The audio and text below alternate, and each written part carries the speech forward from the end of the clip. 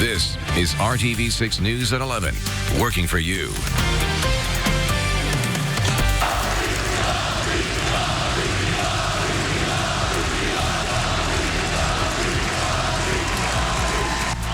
A history-making day at IU. Legendary coach Bob Knight returns to Assembly Hall for the first time since he was fired nearly 20 years ago. Good evening and thanks for joining us here at 11 o'clock. I'm Nicole Griffin. It was the day IU basketball fans have waited years to see. Bob Knight back home at Assembly Hall. Alongside the 79-year-old coach, more than a quarter century of former players. It was a moment to remember. Sports director Dave First has our coverage from Bloomington. And it's been long. The line of students wrapped around Assembly Hall. Once inside, a buzz this place hasn't seen in a long, long time. Word that Bob Knight was here. His longtime rival just finding out. What do you make of this, Gene? Oh, that's special. I hope he's here today, but He's here. Yeah, oh, is he? Good. In other words, it's Katie and Knight in the same building for another IU Purdue game. For this crowd, what does it mean to have Coach back, you think? Well, it's special for him. He deserves it. And they were always hard on us, but we were hard on him when he came to Mackey, so it was even. It's appropriate that he comes back for a Purdue game, I think, huh? Oh, yeah, I guess so. So it's neat. At halftime, the 20-year wait is over, preceded by members of the Big Ten champion 1980 team and others from the 70s, 80s, and 90s, and escorted by his son Pat, Quinn Buckner, Steve Green, and Scott May. 20 years in the making.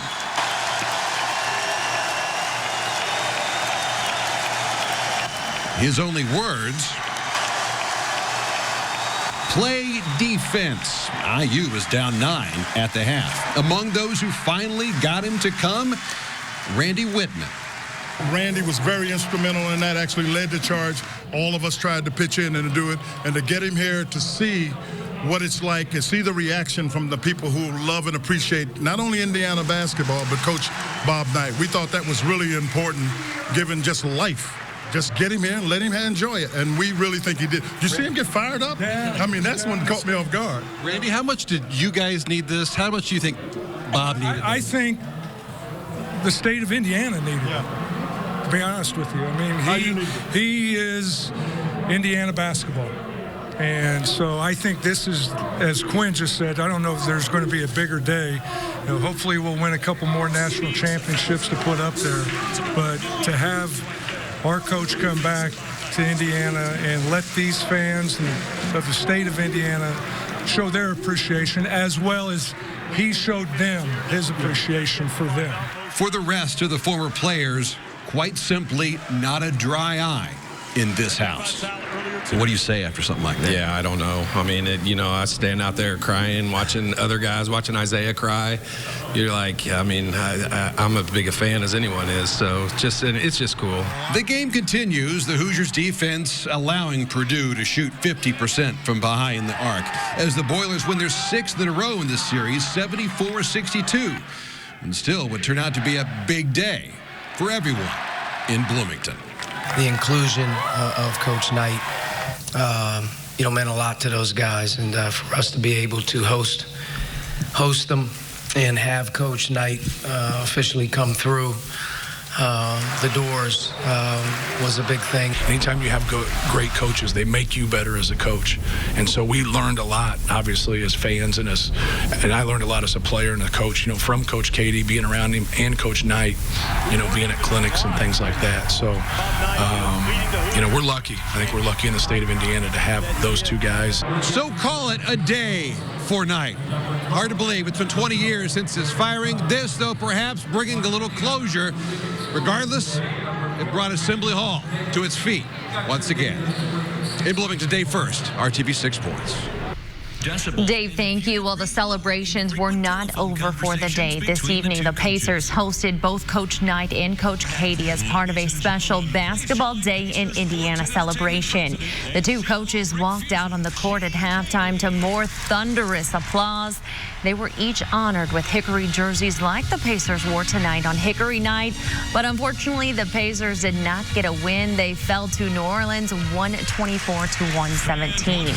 President Trump even weighed in on Coach Knight's return, tweeting this: "A great coach and a fantastic guy. His endorsement of me in Indiana was a very big deal." You may recall the two appeared at multiple Trump campaign events in the Hoosier state during the 2016 presidential campaign. Now to your Storm Team 6 forecast. After a little bit of snow today, a cold and dry Saturday night is settling in. Storm Team 6 meteorologist Kyle Mounds is here with a look at how your Sunday morning will start out. Kyle. Yeah, and Nicole, we had that snow, the cloud cover today. That all kept temperatures in check. Only 34 for the afternoon high, so really getting in on that February feel as numbers were a little below average this afternoon. Right now we sit at 30 degrees in the city, 20s in Kokomo and Bloomington. Still a little bit of a southwest breeze, and that's sending wind chills in the 20s, even the teens already is what it feels like in Peru. That cloud cover that was there all day long, well, it hasn't gone anywhere yet. It's going to be sticking around here, mostly cloudy skies, but you notice the radar portion of things is nice and quiet, so we're not going to have to deal with any additional snow overnight. That temperature will slide back to around 24 degrees, a light wind, so as you head out the door in the morning, we'll have wind chills right around 20, some upper teens that will be out there to greet you. Coming up, we got quite a bit to talk about. Our active weather pattern continues here. That includes a chance for rain and snow in tomorrow's forecast. And Valentine's Day could be a cold-hearted one. We'll look ahead in your 7-day forecast.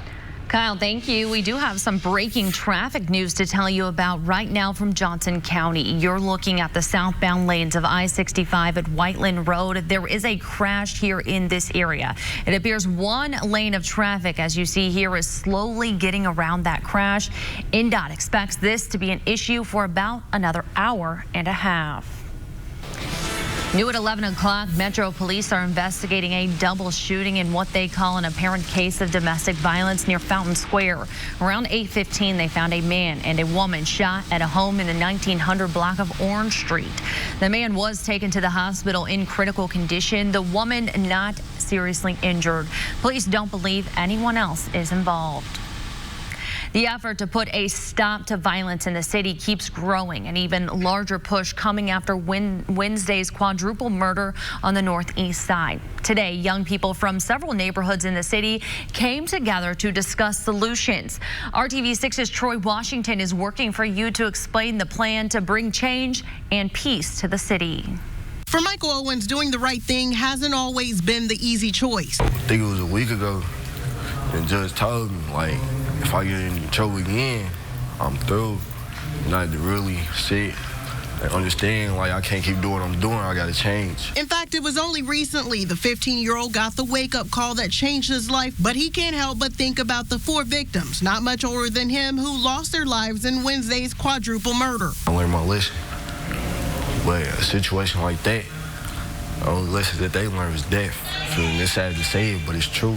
For him, the Shady Oak Drive apartment complex shooting hits too close to home. It happened across the street from his grandmother's house, where he spends most of his time. And I was just thinking, like, what if I was there?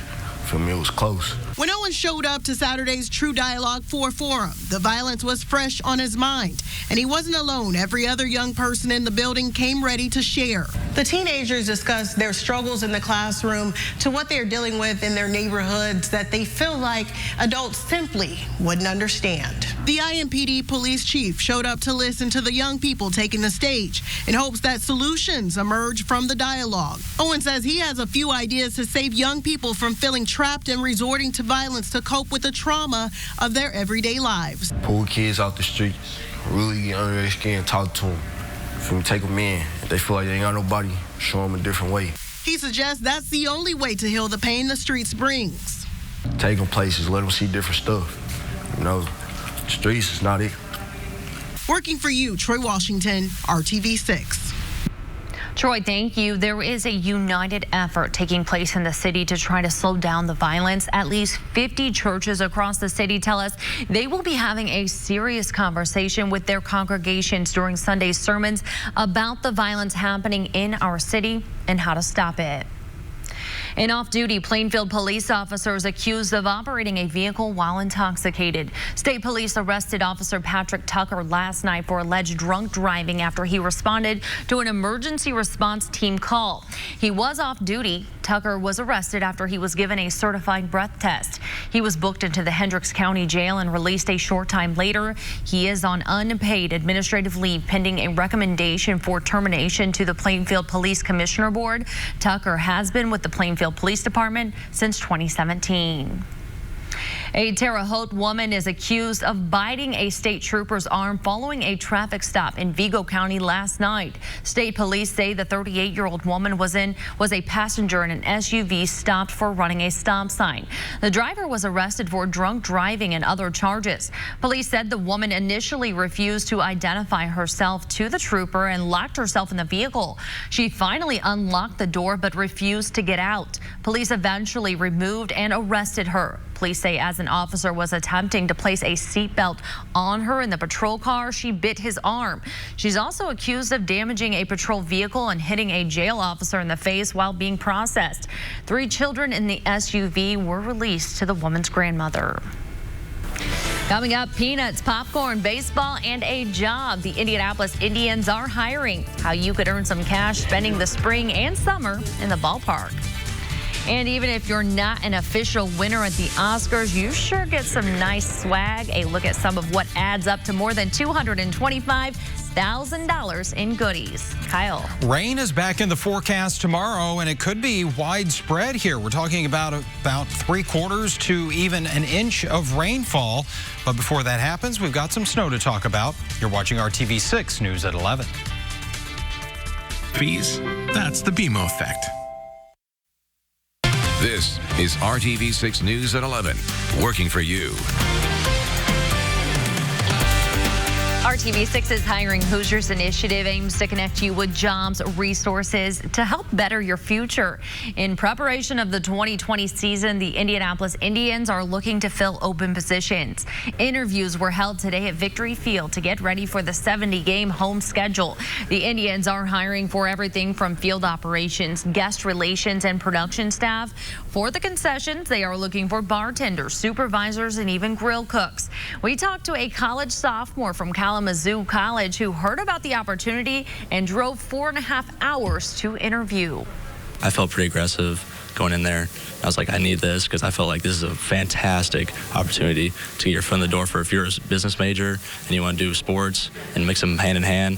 This is a perfect opportunity. The game day employees are our front line, very valuable part of what we do here with the Indians. We rely on them heavily throughout the year, and it's for people to get experience, people that are retired to come out to a game. Well, you must be at least 16 years old to apply. If you weren't able to make it today, they are taking applications until all positions are filled. Just search this story on the RTV6 app to find out how to apply. The Tribe's season opener is Thursday, April 9th. A Purdue University engineering professor was part of a small delegation that had a private audience with Pope Francis yesterday at the Vatican to discuss climate change. Professor John Sheffield shared these official Vatican photos today with RTV6. Professor Sheffield is with Purdue's Polytechnic Institute. He was specifically discussing hydrogen as a sustainable energy in the face of climate change. As part of the visit, the Pope gave him a medal commemorating his 7th year as Pope. Professor Sheffield gave the Pope the book Ever True, 150 Years of Giant Leaps at Purdue University. Now to your Storm Team 6 forecast. Kyle, we are just about 24 hours away, a little less now, from the Oscars, and you have a pretty cool shot here right behind you. Yeah, we're checking out the red carpet tonight. The stage is set. It's red carpet in a tent, though, because they're expecting some rain tomorrow, and you know that doesn't go very well with tuxedos and gowns, but they will have temperatures in the 60s tomorrow. That is certainly something we wish we had here in central Indiana. We're settling for temperatures in the 20s and right around around 30 degrees right now. 32 in Muncie. It's 27 in Kokomo. And by tomorrow morning, those numbers going to be sliding into the middle 20s. 24 in Lafayette and Indianapolis, 25 in the Columbus area. So it will be a cold start to the day. And once again, we're going to have those clouds to start things off. As a result, temperatures aren't going to move a whole lot. Notice as we get late morning into the early afternoon, that's when we start to see some precipitation returning to the area. And I think especially during the afternoon hours, we'll have a little bit of that snow wintry mix transitioning mainly to rain here as temperatures get just warm enough. But here's a look at TrueCast. By late morning at 11 o'clock, start to see a few of those snow showers developing around Petersburg and Williamsport. Those will continue to spread toward the east and especially along and north of Interstate 70 here. But notice pretty quickly we'll start to see that change over to mainly a cold rain, and it will settle in for much of Sunday evening into the overnight hours and early morning of our Monday before that system starts to slide off to the south and east. So that leading edge, that'll be a little bit of snow for us. We're not talking about a whole lot here. Should be less than an inch in most spots, and even if you do see some snow, I don't think it lasts very long because we're going to turn right back around and get some rain on top of that will melt it away along with the rising temperatures.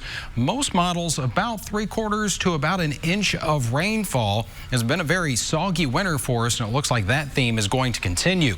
High temperatures, we get into the lower 40s, but this isn't going to happen until tomorrow evening, tomorrow night. So much of the day we are going to spend in the 30s. And on Monday, we'll have the clouds. That system will pull away, so we'll start to dry things out a little bit as temperatures will make their way to around 40 for that afternoon high. 7-day planning forecast as we put it all together for you, and there are those highs going to hold in the lower 40s here the first half of the week, and fairly quiet weather there. Next weather system arrives on Wednesday. That's when we'll have that chance for some rain. Highs will be warm enough as we get around 40 degrees.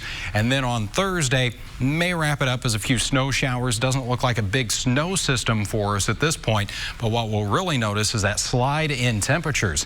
Check out the Valentine's Day forecast. We start off in the teens.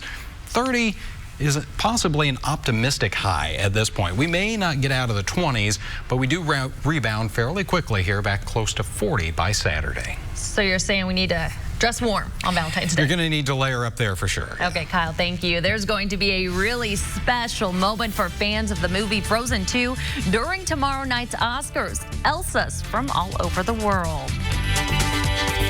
Liberty, liberty, liberty, liberty. Tonight, on the eve of the Academy Awards, comes the news of the deaths of 2 veteran actors. We start with the unexpected death of actor Orson Bean in Southern California. Bean was crossing the road outside of a crosswalk last night in Venice when he was clipped by a vehicle and fell. A second driver then struck him, which police say was the fatal collision. Police are treating the death as an accident. Bean was a regular on the TV game show To Tell the Truth and was also seen in the TV show Dr. Quinn, Medicine Woman. He also appeared in a number of films, including Anatomy of a Murder and Being John Malkovich. Orson Bean was 91. And longtime television actor Robert Conrad has also died. He was best known for multiple TV series, including The Wild Wild West, Black Sheep Squadron, and Hawaiian Eye. He also starred in many TV movies. You may also remember him in the Ever Ready battery commercials with a battery on his shoulder, and he'd say, "I dare you to knock this off." Robert Conrad died this morning in Malibu, California from heart failure. He was 84. 24 hours from now, the 92nd Academy Awards should be wrapped up here on RTV6. It won't be just a night to hand out awards. There will be multiple musical performances to showcase the nominees for original song. For fans of Frozen 2, Idina Menzel and multiple Elsas from around the world will be staging a magical performance. ABC's Kaylee Hartung got a preview of what's to come. It's the song that everyone's singing. To the end. Frozen 2 is the #1 animated film in the world, translated into 45 languages.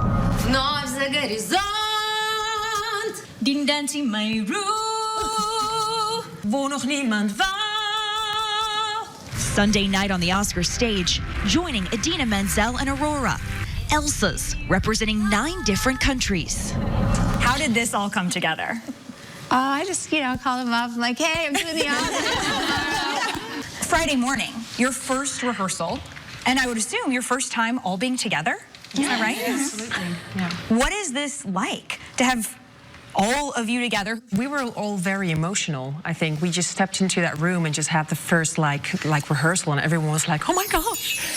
That beautiful voice, Norwegian singer Aurora. I got goosebumps when I saw them together on stage today. It's so powerful and so, I don't know, I think there's nothing more beautiful than a group of humans, but especially women standing together. Any preview you can give us as to what to expect? I don't know, are we allowed to?